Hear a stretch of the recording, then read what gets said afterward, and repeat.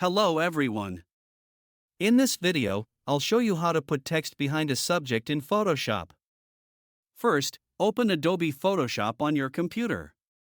Now go to File and open your image.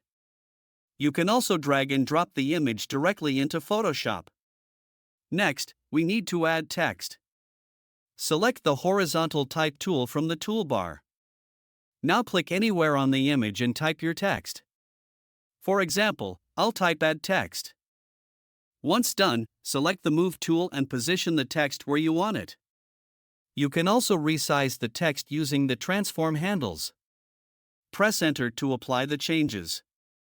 After adding the text, go to the right options. Here you can change the font, style, size, and other text settings. Now we need to place the text behind the subject. Select the background image layer. Then go to Window and enable the contextual taskbar if it is not already visible. Now click on Select Subject. Photoshop will automatically detect and select the person in the image. Once the subject is selected, go to the Layers panel and select the text layer. Now click on the Add Layer Mask button. Next, select the layer mask and press Ctrl+I to invert it. And that's it, the text will now appear behind the subject.